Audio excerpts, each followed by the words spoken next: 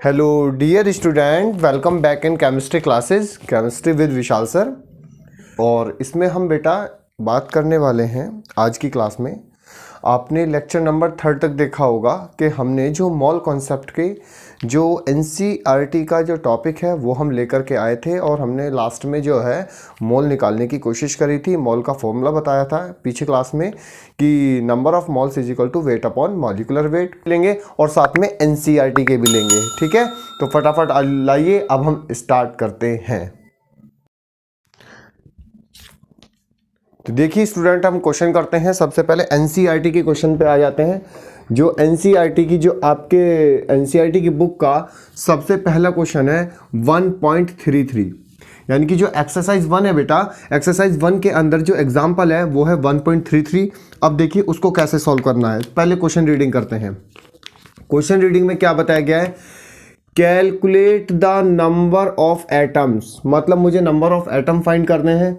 किसमें? In each of the following case. जो हमें ये केस दिया गया है, पहला 52 moles of argon, 52 mu of helium और 52 ग्राम ऑफ हीलियम, इनके बारे में दिया गया है। अब यानी कि मुझे जो 52 मोल्स ऑफ आर्गन है, 52 म्यू ऑफ हीलियम है और 52 ग्राम ऑफ हीलियम है, इसके अंदर मुझे क्या फाइंड करना है बेटा? नंबर ऑफ एटम्स फाइंड करने हैं। Number of atoms. आपको कुछ भी पूछा गया है, मैंने कल भी यही बात रिपीट करी थी कि आपको स्टेप वाइज चलना है। पहले आपको देखना है दिया क्या है, गिवन क्या है क्वेश्चन के अंदर।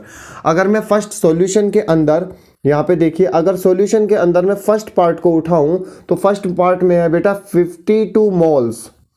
फर्स्ट पार्ट में दे रखा है 52 मोल्स ऑफ आर्गन, यानी कि इसका मतलब आर्गन के 52 मोल्स दे रखे हैं, गिवन है, यानी कि n इज इक्वल टू 52।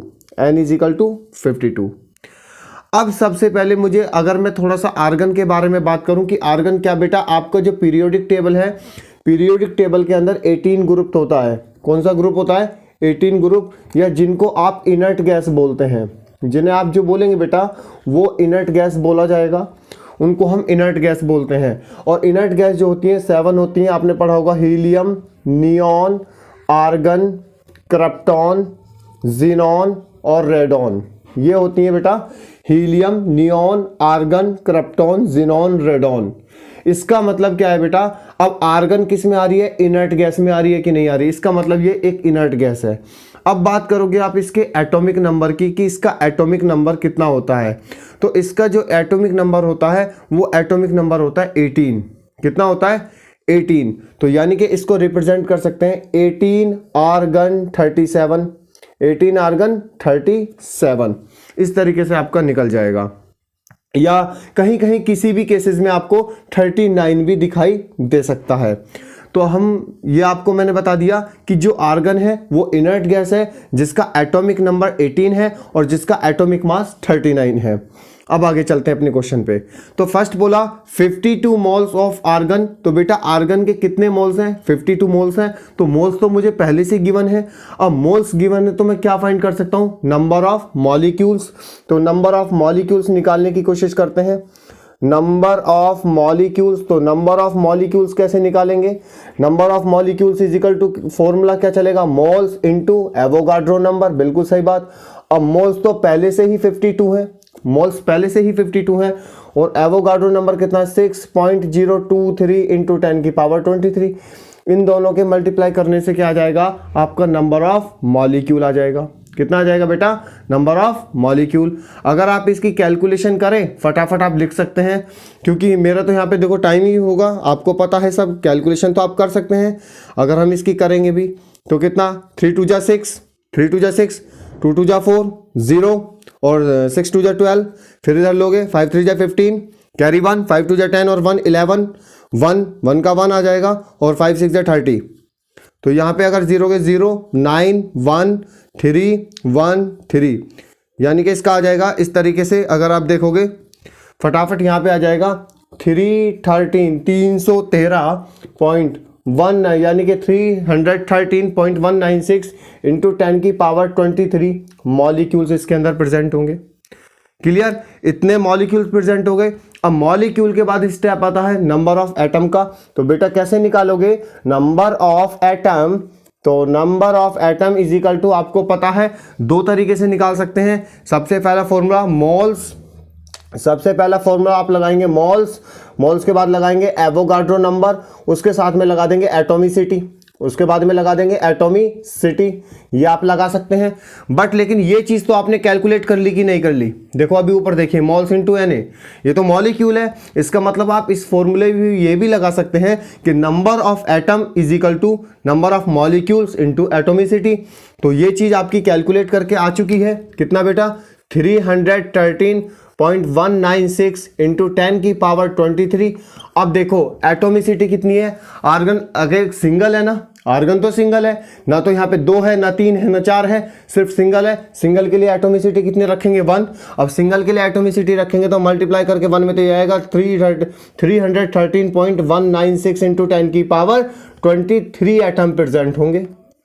यानी कि आर्गन के 52 मोल्स के अंदर, आर्गन के 52 मोल्स के अंदर कितने एटम प्रेजेंट होंगे बेटा 313.196 इंटू 10 की पावर 23 एटम। क्या ये आप सब कर सकते हैं? इन सब को हम सॉल्व कर सकते हैं। यानी कि फर्स्ट पार्ट तो आप बहुत इजीली कर सकते हैं। मैं सेकंड पार्ट की बात करूंगा 52 म्यू ऑफ हीलियम। अब इसमें बहुत कंफ्यूज होगा कि ये म्यू क्या है। बेटा ये एटॉमिक मास यूनिट को रिप्रेजेंट करने का तरीका है, ये इसमें वेट को रिप्रेजेंट कर रखा है। तो अब की बार ये मोल्स नहीं है बेटा, ये गिवन वेट है। क्या है बेटा? Given weight. अब गिवन वेट है तो वेट गिवन है और एटॉमिक मास तो आपको पता ही है। इसका मतलब यहां पे आप क्या निकालोगे? सबसे पहले मोल्स निकालने की, क्योंकि अब मोल्स नहीं हमें दिया, हमें वेट दिया है। जब हमें वेट दिया है और मॉलिक्यूलर वेट या एटॉमिक वेट आप जानते हैं तो आप क्या निकाल सकते हैं? आप निकाल सकते हैं उसके नंबर ऑफ मोल्स। जैसे ही आप उसके नंबर ऑफ मोल्स निकालेंगे उसके बाद नंबर ऑफ मॉलिक्यूल निकालेंगे। जैसे नंबर ऑफ मॉलिक्यूल निकल जाएगा नंबर ऑफ एटम निकालेंगे और एटम से ही बस एटोमिसिटी रख के आपका आइटम आ जाएगा। तो बस आपको मैं इसको सिंपलीफाई कर देता हूं सबसे पहले कि जैसे नंबर सेकंड स्टेप में बात करूंगा हीलियम। तो हीलियम को देखो, हीलियम भी क्या इनर्ट गैस में आ रही है कि नहीं आ रही? हीलियम भी बेटा इनर्ट गैस में ही आ रही है, जिसका एटॉमिक नंबर तो 2 होता है और एटॉमिक मास 4 होता है। ये बात क्लियर है? इसका मतलब हीलियम का एटॉमिक नंबर 2 और एटॉमिक मास 4। बट मुझे क्या निकालना है बेटा? इसका मुझे निकालना है मोल। तो मोल के लिए सबसे पहले इसका जो एटॉमिक वेट दे रखा है वो आपको गिवन 52 म्यू, यानी कि जो W आप ग्राम में लेके चलोगे, ग्राम मास में, वो आप 52 लेके चलोगे। बिल्कुल सही बात है। तो आपको मोल निकालना है तो number of moles is equal to weight in gram upon atomic mass, upon atomic mass. क्योंकि ये क्या है? एक सिंगल एटम है और एटम की पहचान मैंने म्यू से करी। क्लियर? क्योंकि ये अगर यहाँ पे ग्राम में दे रखा है तो ये मॉलिक्यूल हो गया। ये तो बेटा मॉलिक्यूल होता तो आप समझ भी जाते हैं, मॉलिक्यूल तो होता है जैसे CO2 H2O और O2 N2 Cl2, वो मॉलिक्यूल होते हैं। ये तो सिंगल एटम है तो यहाँ पे हम मास भी एटॉमिक मास वाला लेंगे। तो N is equal to weight तो है 52। अब हीलियम का एटॉमिक मास कितना है? 4। तो यानी कि 4 करने पे कितना आ जाएगा? 13। तो नंबर ऑफ मोल्स कितने आ गए बेटा? Number of moles 13। अब इसके अंदर आपके नंबर ऑफ मोल्स 13 आ गए हैं तो क्या आप नंबर ऑफ मॉलिक्यूल निकाल सकते हैं? बिल्कुल, आप नंबर ऑफ मॉलिक्यूल निकाल सकते हैं। कैसे? Number of molecules is equal two moles into Na। मोल आपका आ गया 13। अब Na आपको एवोगाड्रो नंबर रखना है। तो देखिए कि number of molecule, number of molecules, तो नंबर ऑफ मॉलिक्यूल्स के अंदर आप देखेंगे कि कितना निकलेगा। तो 13 तो क्या आएगा? Number of moles into Na, यानी कि इसके अंदर नंबर ऑफ मॉलिक्यूल इतने हो जाएंगे। आप इसको कैलकुलेट करना, 13 इंटू Na। बिल्कुल ऐसा भी रिप्रेजेंट हो सकता है, शायद ऐसा आपके ऑप्शन में भी हो सकता है बेटा। आपको जरूरी नहीं है कि पूरा कैलकुलेट करके आंसर ही मिलेगा, ऐसा आपके ऑप्शन में भी हो सकता है। ठीक, उसके बाद अगर मैं बात करूंगा नंबर ऑफ एटम, तो नंबर ऑफ एटम में आपको पता है कि number of atom is equal to number of moles into Avogadro number into atomicity. अब नंबर ऑफ मोल्स तो पहले से ही 13 है, एवोगाड्रो नंबर आपका Na है ही, और एटोमिसिटी कितनी है? 1 है। एटोमिसिटी कितनी है? 1 है। तो ये आपका अब भी एटम कितना आ जाएगा? 13 इंटू Na, यानी कि इस कंपाउंड के अंदर, इस एटम के अंदर नंबर ऑफ मॉलिक्यूल्स और नंबर ऑफ एटम क्या रहेंगे? आपके इक्वल रहेंगे। क्लियर बात समझ में आ गई? यानी कि आपका ये वाला केस भी क्लियर हो गया। अगला जो है नंबर थर्ड बोला है 52 gram of helium, 52 gram of helium. अब 52 ग्राम ऑफ हीलियम को देखना है तो मास कितने, वेट कितने में दे दिया? 52 ग्राम में। अब हीलियम की तो ऐसी बात है, तो बिल्कुल एज इट इज सेम है बेटा, इसको आपको खुद सॉल्व करना है। हीलियम आपको पता है एटॉमिक नंबर 2, एटॉमिक मास 4, तो हमें तो मास से रिलेटेड है। एटॉमिक मास कितना है 4, अब 52 आपका गिवन वेट है, तो यही 52/4, मोल भी 13 ही आने वाला है। जब मोल 13 आ जाएगा तो number of molecule 13 into Na, यानी कि number of molecules is equal two moles into Avogadro number. उसके बाद number of atom 13 into Na into atomicity, तो 13 आपके मोल्स आ जाएंगे। Na आपका एवोगाड्रो नंबर जो 6.023 इंटू 10⁻23 होता है। उसके बाद एटोमिसिटी कितनी है इसकी, अब भी एक ही एटम है। तो आप इस तरीके से थर्ड पार्ट को भी सॉल्व कर सकते हैं, तब जाकर के ये पूरा आपका क्वेश्चन क्लियर हो जाएगा। और ये एनसीईआरटी की फर्स्ट एक्सरसाइज का 1.33 एग्जांपल है, जो कि 1.33 एग्जांपल आपको इस तरीके से सॉल्व करना है। मैंने इसके 2 पार्ट आपको सॉल्व कर दिए हैं, तीसरा पार्ट आपको खुद करना है। ये पूरा कैलकुलेट कर लेना आप, ठीक है। आपको अपनी प्रैक्टिस करनी है, आपको इन्हीं प्रैक्टिस की शीट में डिस्क्रिप्शन के लिंक में पीडीएफ के फॉर्म में भी मिलेगी। आज आपको जैसे ही ये लेक्चर कंप्लीट होगा, न्यूमेरिकल सेशन चल रहा है, ठीक है, एलिमेंट्री प्रॉब्लम्स क्रिएट कर रहे हैं, इसी की लिंक मैं बना करके दूंगा जितना मैं पढ़ा दूंगा। क्योंकि उसके बाद जो हम मोल्स क्रिएट करेंगे वो वॉल्यूम से क्रिएट करेंगे, हम वॉल्यूम के थ्रू मोल निकालने की कोशिश करेंगे, ठीक है। यहां तक क्लियर हो गया होगा, आप सभी सेटिस्फाई होंगे, आपको न्यूमेरिकल बहुत अच्छे से समझ में भी आया होगा। अब आते हैं बेटा नेक्स्ट क्वेश्चन पे। नेक्स्ट क्वेश्चन भी एनसीईआरटी का है। एनसीईआरटी के क्वेश्चन में क्या, calculate the molecular mass of the following में आपको H2O, कार्बन डाइऑक्साइड और CH4, मैं किन्हीं 2 का निकाल के दिखाऊंगा, तीसरे को आपका खुद करना है। देखिए क्वेश्चन को सॉल्व करने का तरीका, ये एनसीईआरटी की एक्सरसाइज का फर्स्ट ही क्वेश्चन है, calculate the molecular mass. Calculate the, book भी बहुत समझदार है, वो आपको परेशान नहीं करना चाहती, उसने पहले एक वर्ड बोल दिया कि कैलकुलेट द मॉलिक्यूलर मास, यानी कि मुझे मॉलिक्यूलर मास निकालना है। अब जब मॉलिक्यूलर मास निकालना है तो मॉलिक्यूल्स ही देंगे। अगर यहां पे सपोज करो ये चीज गायब कर देता, मॉलिक्यूलर मास नहीं देता, तो साथ में मुझे पता लग जाता H2O तो खुद एक मॉलिक्यूल है वाटर का, कार्बन डाइऑक्साइड का मॉलिक्यूल CO2 और मैथेन का मॉलिक्यूल CH4। तो मॉलिक्यूल का तो हमें मॉलिक्यूलर वेट ही निकालना होता है, यानी कि H2O का मॉलिक्यूलर वेट, कार्बन डाइऑक्साइड का मॉलिक्यूलर वेट और मैथेन का मॉलिक्यूलर वेट ही हम निकालेंगे। तो देखिए अब हम इसको कैसे सॉल्व करते हैं। सबसे पहले आप ले लेते हैं H2O, हाइड्रोजन, यानी कि ये आपका क्या है, वाटर का मॉलिक्यूल है। इसको मैंने बताया ये आपका जो है वाटर मॉलिक्यूल है। एलिमेंट्री प्रॉब्लम से आप, मैं ये नहीं कह रहा कि आप जल्दी भागो, बस आप देखो कि सारा एक बार कंसेप्ट क्लियर कर लो। जब आप मोल, वेट से मोल निकालना सीख जाओगे ना, वेट से एटम निकालना सीख जाओगे, इलेक्ट्रॉन निकालना सीख जाओगे, प्रोटॉन निकालना सीख जाओगे, फिर आप मोल सिखाऊंगा वॉल्यूम से निकालना। वॉल्यूम के बाद मैं थोड़ा टॉपिक लेके चलूंगा परसेंटेज कॉम्पोजिशन। तो H2O, अब H2 आपको पता है कि हाइड्रोजन को रिप्रेजेंट करते हैं 1H1 से और ऑक्सीजन को रिप्रेजेंट करते हैं 8 ऑक्सीजन 16, यानी कि हाइड्रोजन का जो एटॉमिक नंबर तो 1 होता है और एटॉमिक मास 1 होता है। ऑक्सीजन का एटॉमिक नंबर कितना होता है 8 और एटॉमिक मास 16 होता है। That clear. अब इसका मुझे मास निकालना है, तो सबसे पहले मास निकालने के लिए आप देखिए यहां पे एक हाइड्रोजन का तो 1 है, तो 2 हाइड्रोजन का कितना हो जाएगा 2, तो 2 × 1 लिख सकता हूं, बिल्कुल। यहां पे एक ऑक्सीजन है 2, 1 ऑक्सीजन है, एक ही ऑक्सीजन है, तो एक ऑक्सीजन का मास कितना है 16, तो इतना हो जाएगा। इसका मतलब आपने देखा 2 + 16 यानी कि कितना आ जाएगा 18 AMU। 18 AMU, चाहे AMU में आप रिप्रेजेंट करें ना करें, चाहे आप 18 लिख के छोड़ दें, कोई इफेक्ट नहीं पड़ता। तो H2O का मॉलिक्यूलर वेट कितना है बेटा 18। अगर मैं कार्बन डाइऑक्साइड का करूं, कार्बन डाइऑक्साइड का, तो आप मुझे बताइए इसके अंदर कितना कार्बन है। कार्बन सिंगल है, तो कार्बन को रिप्रेजेंट करते हैं 6, कार्बन 12, उसके बाद ऑक्सीजन का रिप्रेजेंट करते हैं 8 ऑक्सीजन 16, 8 ऑक्सीजन 16। अब एक मेरी बात का ध्यान रखना, इसका एटॉमिक नंबर कितना है 6, इसका एटॉमिक नंबर कितना है 8। बात क्लियर। इसका एटॉमिक नंबर कितना है 6 और इसका एटॉमिक नंबर कितना है 8। तो यहां पे बेटा मेरा कितना कार्बन है, एक कार्बन है, और एक कार्बन का वेट कितना दे रखा है बेटा, मास कितना दे रखा है 12, यानी कि एक कार्बन का आपका 12 हो गया। अब यहां पे ऑक्सीजन कितनी है 2, एक ऑक्सीजन का 16 है, तो 2 का 2 × 16, 2 × 16, इसका मतलब 12 + 32 = यहां पे आ गया 44। इसका मतलब कार्बन डाइऑक्साइड का जो मॉलिक्यूलर मास है वो कितना है बेटा 44। देन आप CH4 को सॉल्व कर सकते हैं। मैं आपको बता दूं CH4 का मॉलिक्यूलर मास आप जब सॉल्व करेंगे बेटा, उसके अंदर जो आएगा वो आएगा 16। क्यों? आपको खुद सेल्फ इवोल्यूट करना है इस चीज को। समझ में आया? आप सबसे पहले इन सभी न्यूमेरिकल्स को नोट डाउन कीजिए, हम फिर आगे नेक्स्ट न्यूमेरिकल स्टार्ट करते हैं। तो बेटा अब स्टार्ट करते हैं question number 3। What is the weight of 3.01 into 10 की power 23 molecules of ammonia. Question reading master सबसे पहले, व्हाट इज द वेट। अब ये जो वेट पूछा गया है, आप खुद समझ जाना कि ये ग्राम में पूछा गया है। ऑफ 3.01 इंटू 10 की power 23 molecules of ammonia.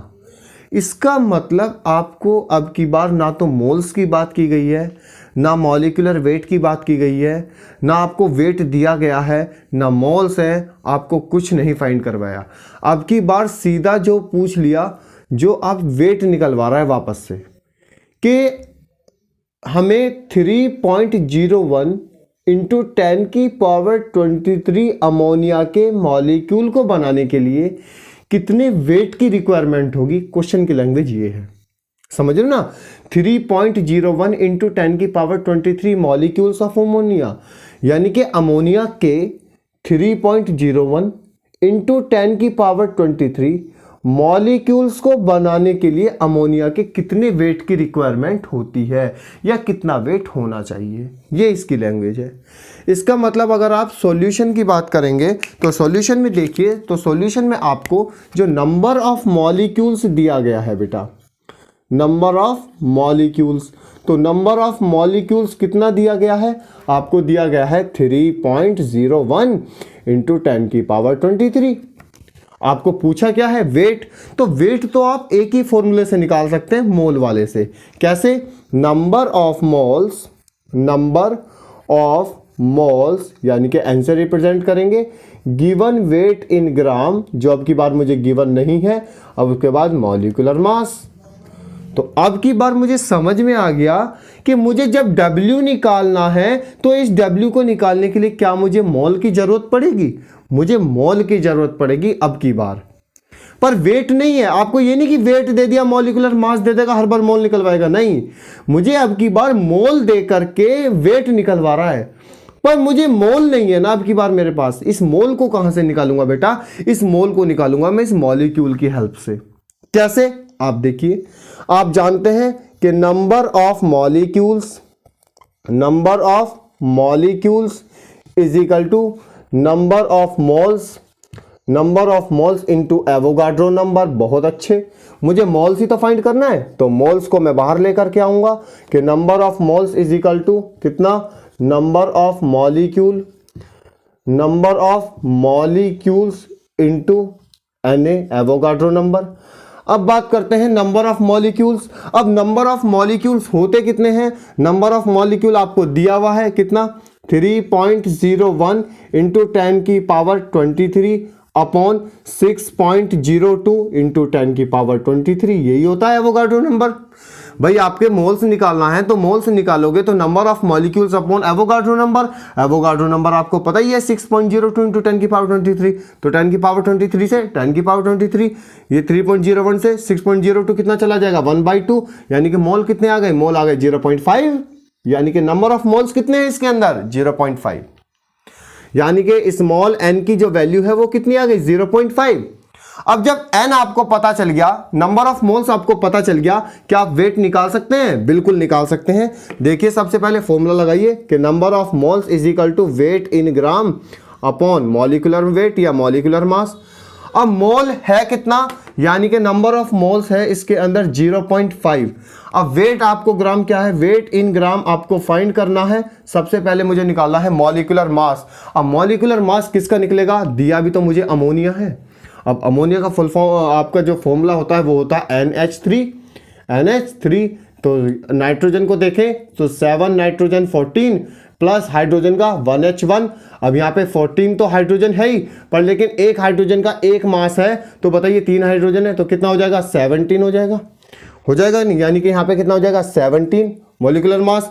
Then मैं वेट इन ग्राम आपको फाइंड करने की कोशिश करूंगा, तो weight in gram is equal to 0.5 into 17 हो जाएगा। तो कितना हो जाएगा, 17 का हाफ कितना हो जाएगा, 8.5, यानी कि हमें 8.5 ग्राम मास की रिक्वायरमेंट है। यानी कि जो मैंने कितना वेट लगाया होगा इसके अंदर, 8.5 ग्राम मास इसके अंदर यूज किया होगा। यानी कि जो अमोनिया के 3.01 इंटू 10 की पावर 23 मॉलिक्यूल बना रहा है ना, उसको बनाने के लिए मुझे 8.5 ग्राम मास की आवश्यकता है, या मुझे 8.5 ग्राम मास की रिक्वायरमेंट इसके अंदर है। समझ में आ गया। बस मैंने इस वाले गिवन मॉलिक्यूल से बेटा मास मोल निकाले हैं, मोल के बाद सीधा फॉर्मूले में रखा है और आपका आंसर आ गया, जो कि आपका आंसर है वेट इन ग्राम कितना, 8.5 ग्राम। कुछ मॉल की बातें समझ में आ रही हैं। 4 न्यूमेरिकल उसके आपके 3rd लेक्चर में है, और आज तो न्यूमेरिकल एलिमेंट्री प्रॉब्लम्स चल ही रही हैं आपकी बेसिकली। तो आपको बेसिकली धीरे धीरे अब कॉन्फिडेंस आ रहा होगा कि मोल निकाले, बार बार मोल निकाले, मॉलिक्यूल पे पूछे, अब मॉलिक्यूल से वापस में मोल निकाल दिया। जब ये आपका कंसेप्ट क्लियर हो जाएगा, तुरंत मैं स्टार्ट कर दूंगा कि find the mole by volume, कि अब की बार वॉल्यूम से कैसे हमें मोल फाइंड करना है। ठीक है, आज के बाद देखिए आपका नेक्स्ट क्वेश्चन, ये थोड़ा सा बेसिकली क्वेश्चन है। इससे आपको लैंग्वेज में ऐसा लग रहा होगा, पर ये इससे भी आसान क्वेश्चन है। ये आपको जो है ना जर्नल मैट्रिक हमारी बात होती है कि 1 रुपए में इतनी चीजें आती हैं, तो 4 रुपए में कितनी चीजें आएंगी, इस तरह की चीजें हैं। 1 रुपए में 5 पेन आते हैं, तो 8 रुपए में कितने पेन आएंगे। ये जर्नल आइडियाज का क्वेश्चन है, यानी कि ये जो क्वेश्चन है, ठीक है।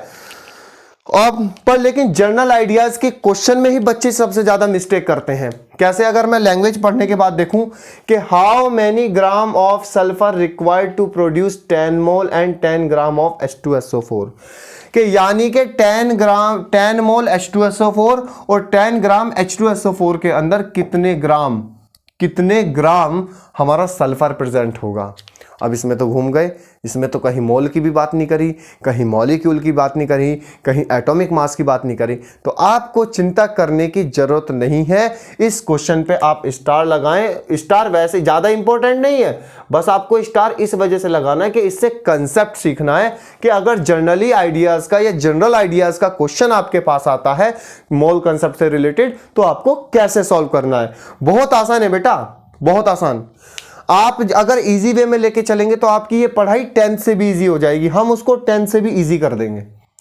बहुत आसान होती हैं चीजें, बस आपको कंटिन्यूटी करना है। अगर आप तीनों लेक्चर कंप्लीट करेंगे तो मोल की बात समझ में आई होगी। बार बार मैं मोल बोल रहा था, और मोल के बाद ये न्यूमेरिकल देख लो, वही चल रहे हैं।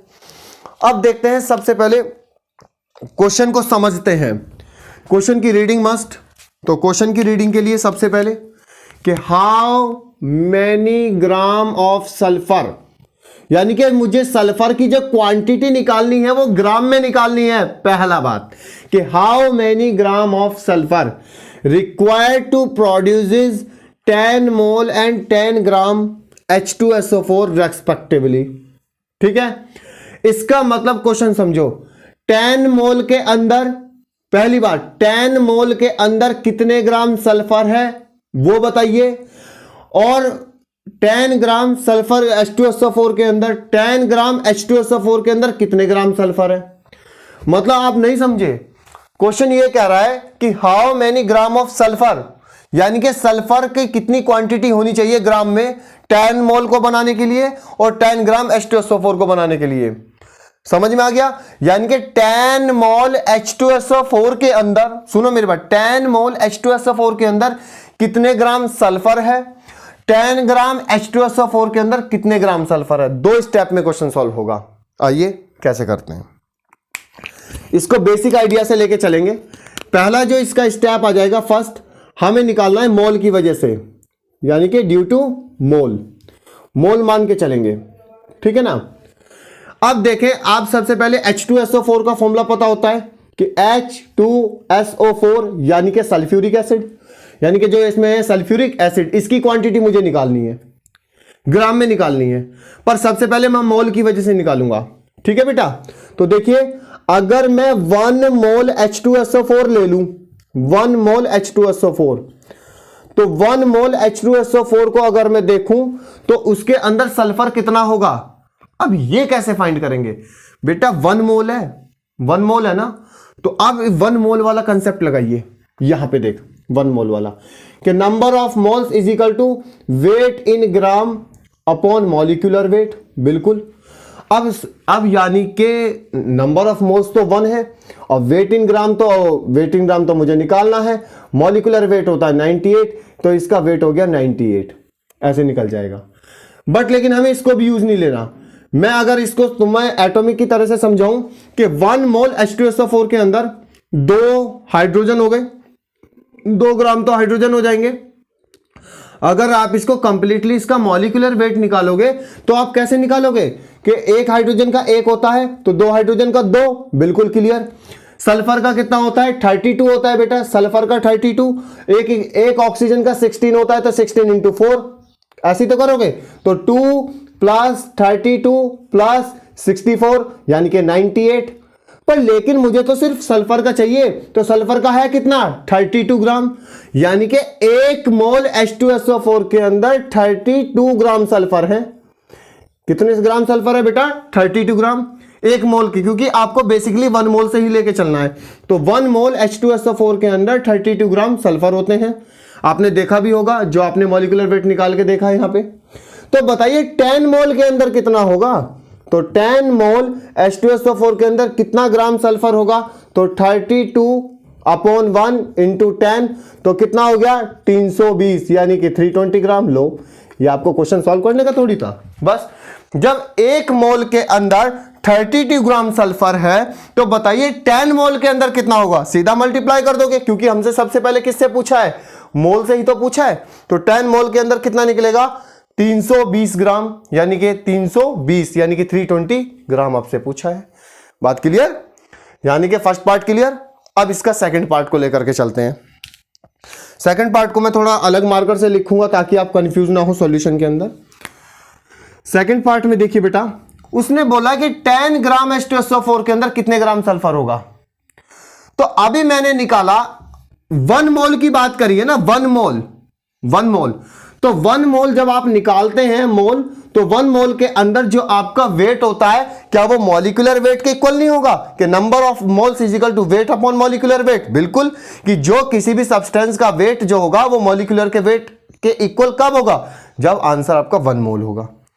अब इसके अंदर मैंने माना कि ये कितना है, 1 मोल के अंदर 98 ग्राम, 98 ग्राम, तो 98 ग्राम H2SO4, 98 ग्राम, अब वेट की तो बात कर रहे हैं बेटा, 98 ग्राम H2SO4 32 ग्राम सल्फर रख रहा है।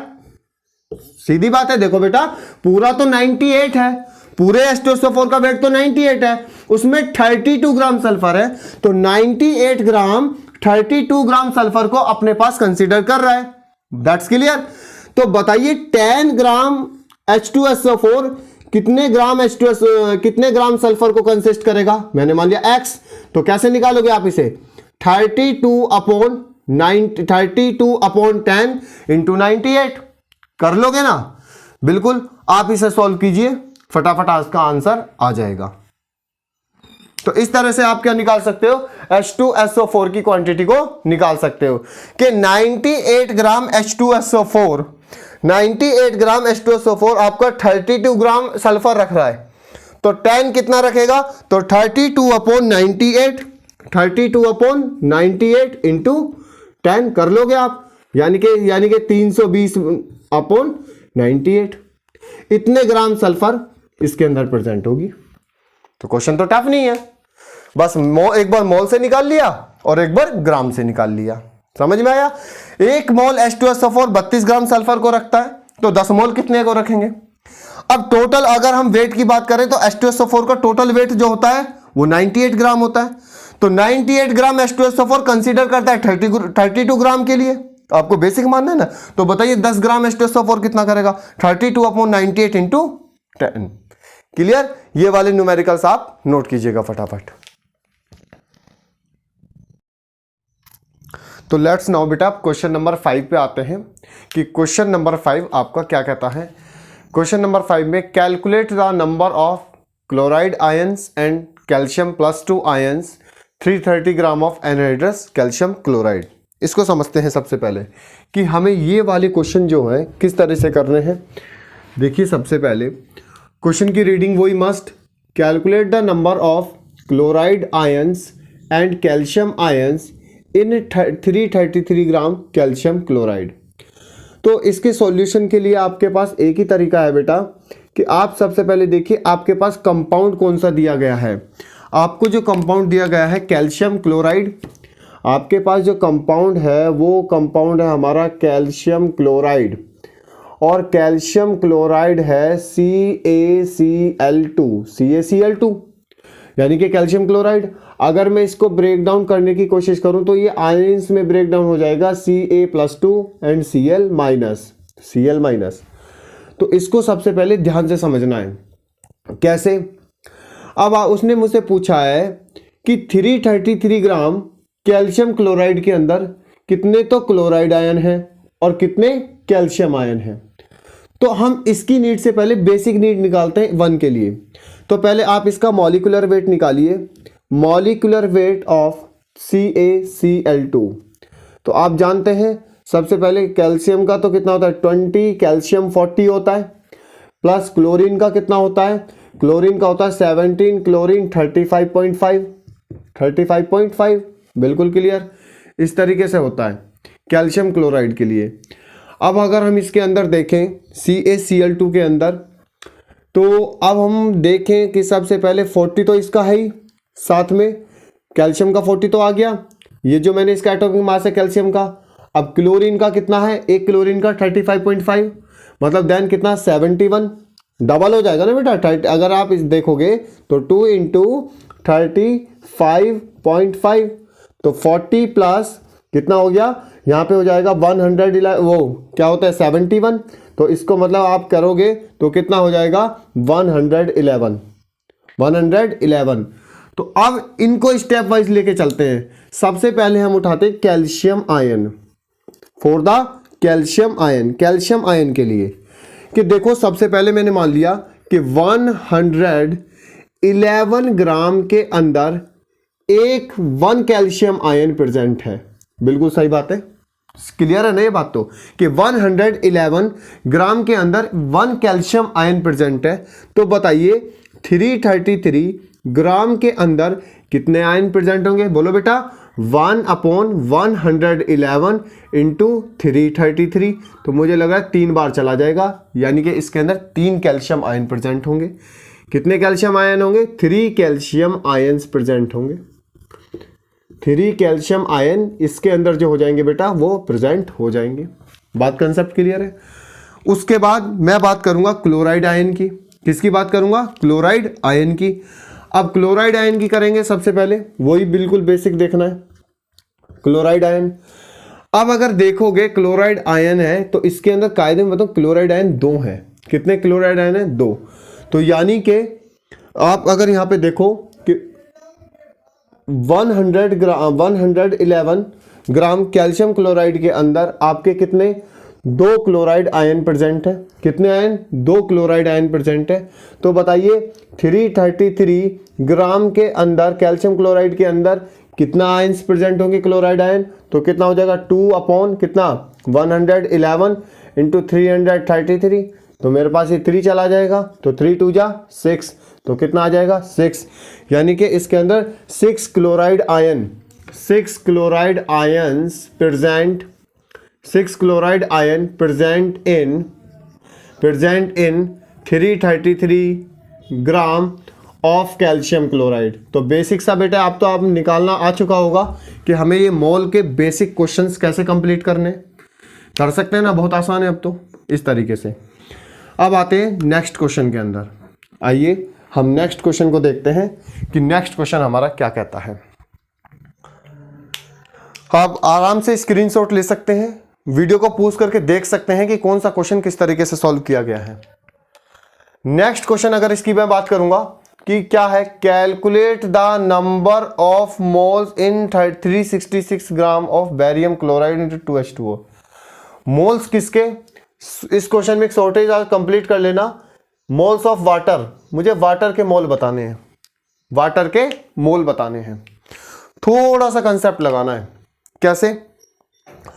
उसने पूछा कि जो बेरियम क्लोराइड है वो हमारा एक्वस के फॉर्म में है, उसके अंदर वाटर के मॉलिक्यूल भी प्रेजेंट है, जिसका फॉर्मूला है BaCl2 into 2H2O, BaCl2 into 2H2O।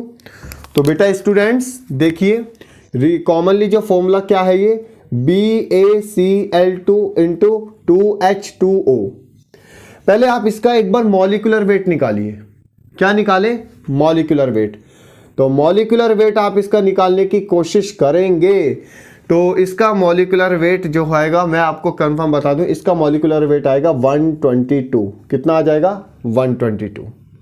कितना आ जाएगा बेटा? 122 आ जाएगा।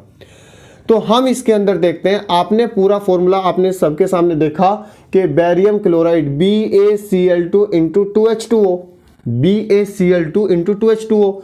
तो इस फॉर्मूले में वाटर के कितने मोल आपको दिखाई दे रहे हैं बेटा? वाटर के आपको 2 मोल दिखाई दे रहे हैं, आप सामने खुद देख रहे हो, एक कॉमन फॉर्मूला। अभी मैं वेट की बात नहीं कर रहा, मतलब सिर्फ इसकी बात कर रहा हूं, यानी कि वाटर के कितने मोल दिखाई दे रहे हैं? 2 मोल। कहने का फिर मैं ये कह सकता हूं, तो इसका मॉलिक्यूलर वेट कितना निकल के आया? 122, यानी कि 122 gram barium chloride into 2H2O water के 2 मोल रखता है। कितने मोल रखेगा बेटा? वाटर के 2 मोल। फॉर्मूले में देखिए BaCl2 इंटू 2H2O और वेट निकल के आया था इसका 122, मतलब 122 ग्राम BaCl2 इंटू 2H2O वो 2 मोल वाटर के रखता है। दिख नहीं रहा आपको 2 मोल? तो बहुत आसान है। तो बताइए 366 ग्राम BaCl2 इंटू 2H2O कितने मोल रखेगा? वही तो फाइंड करना है। तो कितना? 2/122 इंटू 366। तो कितना चला जाएगा? कितना बार चला जाएगा? 3 बार चला जाएगा। 3 6, यानी कि वो 6 मोल ऑफ वाटर रखेगा। बस बेसिक सी नीड होती है ये मोल निकालने की आपको, कि वो 6 मोल ऑफ वाटर कंसिस्ट कर लेगा। क्लियर? यानी कि आज की क्लास में आपको ये 6 न्यूमेरिकल आपको कराए हैं, आपको ये न्यूमेरिकल करके देखने हैं। और मैं तुरंत आज ही इसी क्लास के डिस्क्रिप्शन में न्यूमेरिकल की 10 न्यूमेरिकल्स अच्छे होंगे जो आपके 11th क्लास में भी आएंगे, और जो 10 न्यूमेरिकल होंगे वो तो आपको एकेडमिक लेवल पे होंगे। उसके बाद मैं 5-10 क्वेश्चन के जो 10 क्वेश्चन मोल कॉन्सेप्ट के डालूंगा, वो डालूंगा मैं कंपटीशन लेवल से।